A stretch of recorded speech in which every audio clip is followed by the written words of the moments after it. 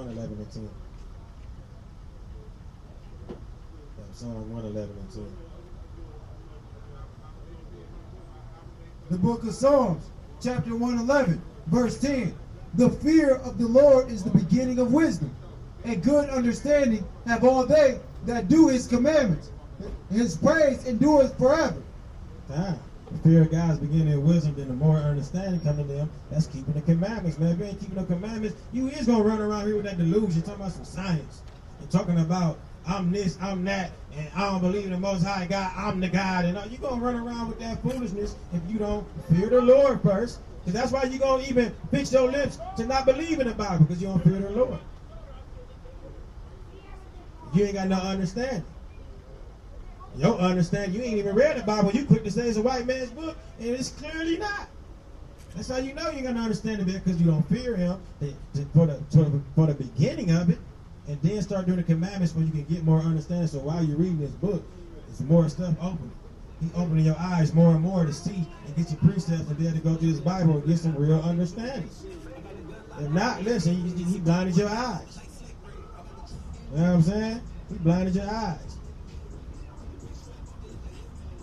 So let me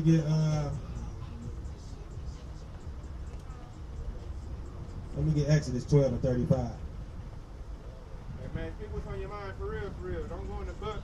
Speak what's on your mind for real. We tired of listening to people. I want to listen to the word of God. That's been a problem for 400 years since we've been here. We've been listening to what's on people's mind. I want to know what God really said.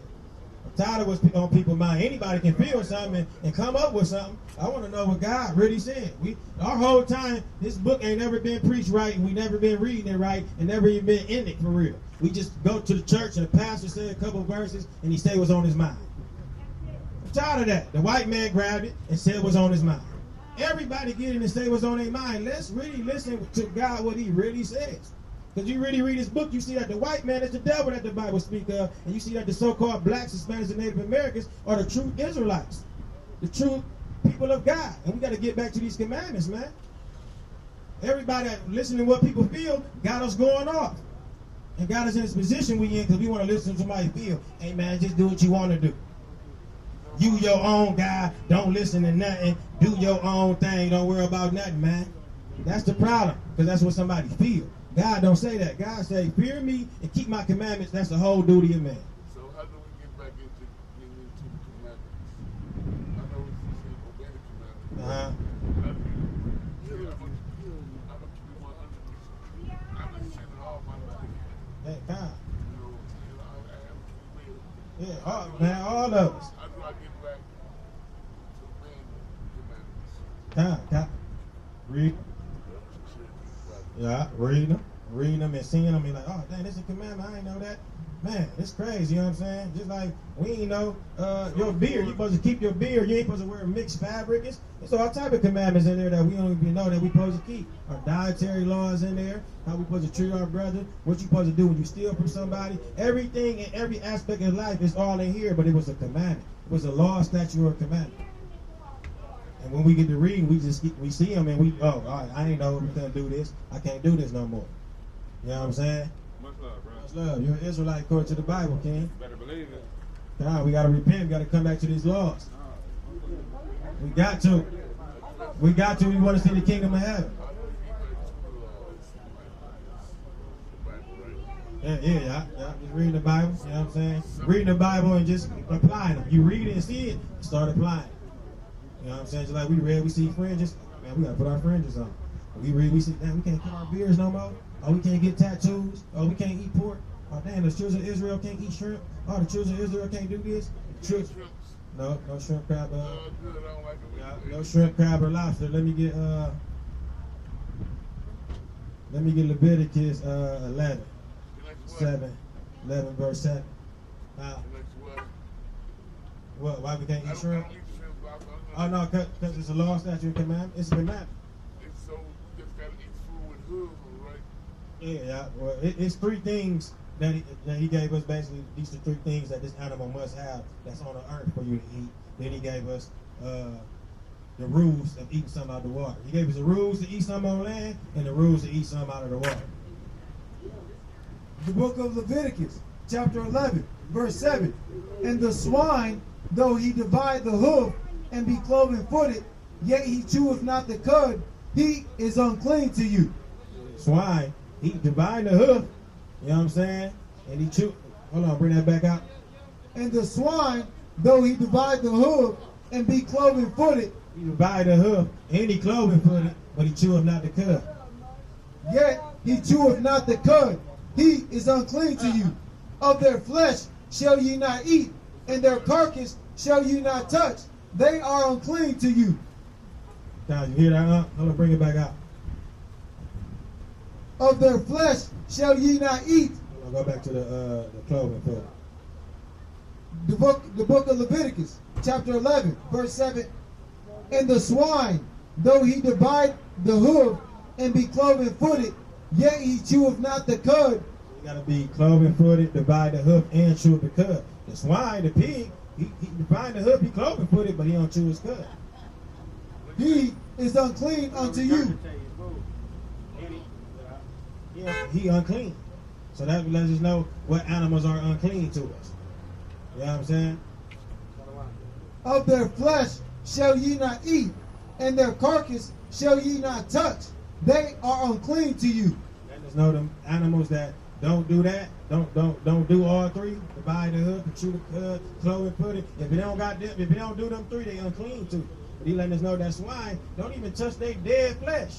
Leave them alone. They unclean to you. Now he gonna tell us out of the waters what we can eat out of the water. The book of the chapter 11, the book of Leviticus, chapter 11, verse 9. These shall you eat of all that are in the waters. Whatsoever hath fins and scales in the water, in the seas, and in the rivers, them shall ye eat. Whatever got fins and scales in the water or the seas, you can eat. Whatever got fins and scales, you gotta have both. We know catfish ain't got both. Can't eat catfish. We know shrimp. We know they ain't got no fins and scales. We know lobster come out the water. They ain't got no fins and scales. We know crab don't got fins and scales. All them that come out the water, we can't eat. God, all praises. All praises. Yeah, God, see, I used to love shrimp. I used to love shrimp. And when I seen that, it's like, man, it's a no-brainer, man. What I want, the lake of fire or some food? Yeah. All that shrimp, crab, lobster, oysters, and catfish, and you know what I'm saying, all them type of things. If we don't got the fins and scales, we can't eat it. The book of Leviticus, chapter 11, verse 10. And all that have not fins and scales in the seas and in the rivers, of all that move in the waters, and of any living thing which is in the waters, they shall be an abomination unto you. Anything that live in that water, anything that be in the water. Bring that back. He said anything that even live in the water that ain't got fins and scales. And all them that have not fins and scales in the seas and in the rivers, of all that move in the waters, and of any living thing which is in the waters, they shall be an abomination unto you. They don't teach us our laws, you know what I'm saying? They ain't teaching us our laws. They not teaching us our laws, statutes, commandments, man. In the church, that's part of the white man putting that theology on them and telling them what to teach. They ain't getting down and letting us, first of all, they ain't letting us know who we is, and that the law was only given to us, and that we need to keep this whole law. It's 613. They want to tell us it's 10. Then they try to tell us that we ain't even got to keep them 10 for real. Just have faith. But we know it's 613. It's commandments all through the Bible. 613. Yeah, that's a lot, but we can do all things through Christ, and it's something that we can't do. You know, I ain't gonna say we can't, but some of them, it's we in oppression. We in oppression, so you know what I'm saying. That's where that grace come in at. It's somehow we oppressed. We can't.